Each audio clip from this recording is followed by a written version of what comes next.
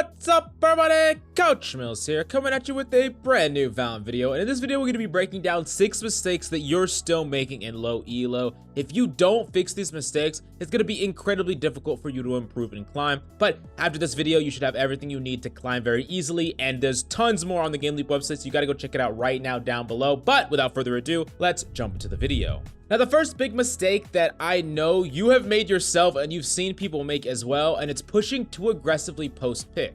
Sure, you're supposed to push in once you get picks so you can take space, but going in too aggressively is a really easy way to get refragged. Oftentimes, after you kill that first person, you should slowly stabilize, take space, and then push in aggressively afterwards. Don't just rush in like a psychopath, assuming that there's no one nearby. On top of that, a lot of people will get picks somewhere near CT, for instance, when they're trying to plant the spike, and instead of playing with their team with that numbers advantage, they would much rather push their advantage already solo, trying to get more and more picks. But enemies are ready, waiting, playing together, and oftentimes you're gonna throw that one pick advantage that you gave your team, when if you would have just played with your allies, it would have been far easier for you to trade out with them. Now think about it this way, 2 players are almost guaranteed to get at least one person if they play together correctly off each other's angles. So imagine you get a pick and you get to play spike, so it's a 5v4. From then on out, if you trade out effectively every time, enemies getting the first pick and you getting the follow-up pick, you'll be left with one person in the refrag number simulator at the end of the game. Now, the next thing that often comes up is the saving versus clutching. And this is a really big problem that people have, where they don't know when to try to save a weapon that they have for the next round or when to try to go in for the clutch. When is it correct to do either? And oftentimes people are trying to go into clutch when it doesn't make sense on paper and it would be far better off for you to save. So here's some general rules that I can give you, and then I can kind of give some caveats to these. So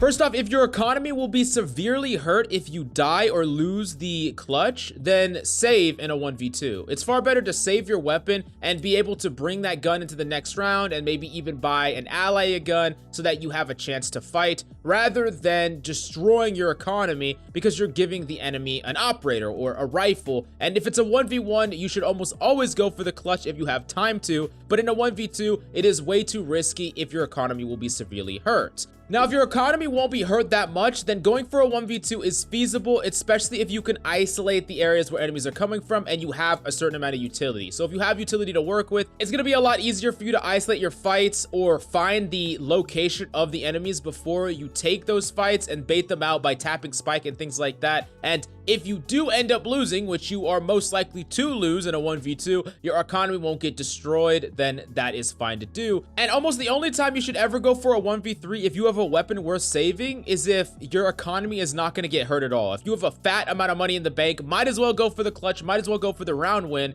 But if you're going to actually benefit the enemy's economy greatly by giving them a free weapon, or if you're going to potentially ruin your economy even slightly, then almost every single time in a 1v3, it's worth saving. Now, the next big mistake that a lot of low ether players are making is they try to engage like psychopaths. They want to just push W key straight through the point, and that is how you engage. And while that can be efficient sometimes if your duelist is fragging out, this is not the best way to engage. Oftentimes, it's far better to slowly and surely take space using abilities and clear certain angles as a team. This means that if your duelist is using a flash, peeking an angle, slowly eking their way in, that doesn't mean that they're baiting you. That means that they're trying to be very strategic with the way they engage. They're trying to play for info. They're trying to play for kills, rather than just beelining to the back of the site, dying to someone on the back of the site. No one else is with them, so they can't get traded out. It's very important that engages should have a pace to them. You can't just stand around forever. However, you do not need to beeline to the back of the site in order to be someone who's engaging.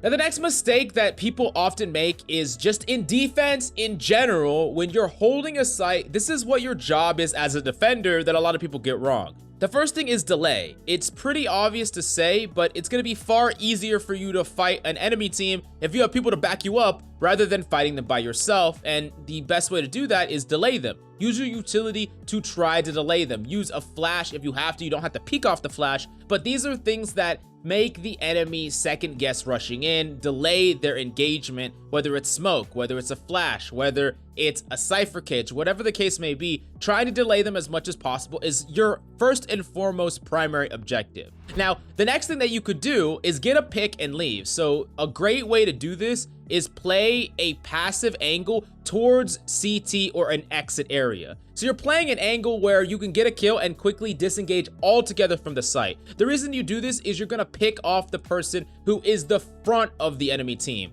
The person that's the duelist, the person who is dashing in, the person who is going in like a psychopath towards the front of the pack, that is the person that you're trying to kill and then dip out. Now, the reason that you're getting this kill and dipping out so you can play for retake with your team, but oftentimes people will try to stick to site and then die on site without getting any value. And you might be asking, okay, when is it okay or correct for me to stick on site? The only time that that is correct is if you have one, utility to play off of or an angle that enemies are unlikely to check, and two, you manage to get multiple picks and die. It's okay to stick to a site and not be able to stall for a long amount of time and not play for retake if you can get multiple frags, but that's the only situation where it's actually correct. Otherwise, you would have been far better playing a much more passive angle so that you had the option to get out and potentially get a pick as well. Also, keep in mind that as a defender, if enemies keep pushing into your site, they're going to start to pick up on your habits. So if you like to tuck in and play for multiple picks or around your utility for multiple rounds in a row, realize that they're probably going to try to counteract that. So it's a good idea to change up your game plan multiple times if you're holding the same site throughout the course of a game. Now, the next big mistake that players are making over and over and over again, and it's not utilizing their clock efficiently. Oftentimes, if you have a clock, like a lot of time to work with, whether that's pushing into a point aggressively, whether that's potentially holding on defense, or even in post plant or trying to defuse, you need to really think about the amount of time you have to work with. Oftentimes, if you're gonna push a site and you have a minute and 20 seconds left, there's a lot of situations where you could have actually baited out more utility before you engaged if there wasn't an opportunity in front of you. You really have to think about your clock as a resource. It's something that you could utilize to exchange information, exchange enemy abilities, and this could be used in a number of different situations. Like, imagine if the enemy just planted the spike and you just got there soon after they planted and you have no idea where they are. Now, if you had low time, you would typically have to tap that spike to force the enemy to engage you very quickly, and they know where you are, but you also will know where they are because they're going to peek out. However, that could be multiple angles, so it's not the best case scenario, but sometimes you have to do it because you have to put pressure on the enemy. However, if you get there when you have a giant amount of time to work with, you can clear a lot of different things. You can clear CT, you can clear the heaven angle. There's a lot of different corners you can clear before you actually commit to touching spike. If you clear enough close angles, then you'll probably have enough time to stick to that halfway point before you fight. And if you clear all angles but one, you know that the enemy is very likely to push out from there, so it's a lot easier for you to challenge and win the 1v1. This is one example of many about utilizing your clock to your maximum advantage, and it's very important to do so because a lot of you are losing games because you're trying to play for the kill instead of playing for the delay, or you're trying to really rush your engagements rather than utilizing your clock to bait out ample amounts of utility first. Now, the last thing that we need to talk about is just post plant in general. A lot of times when the enemy taps that spike, you're a little bit lost about how to engage. How do I peek this person? I want to challenge this person that is tapping the spike. When is the best times to tap or challenge? So you gotta understand that people are far less likely to get off the spike, whether you jiggle peek or just in general, if they are close to a halfway mark. This is why if you jiggle peek right when an enemy taps a spike, enemies are way more likely to hop off the spike rather than if you jiggle peek towards the halfway mark. Most of the time, they're gonna see the jiggle, they're gonna know it's safe to stick to half,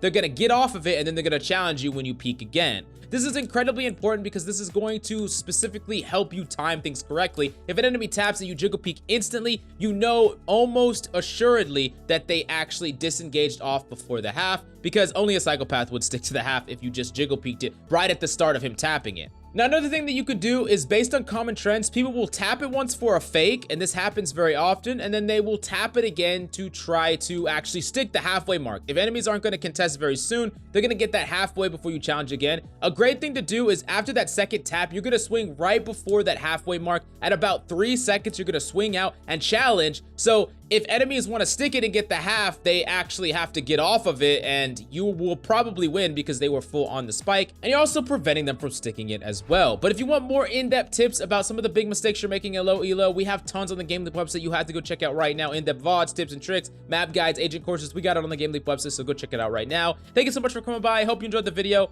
I love yo freaking faces, and I'll see you next time.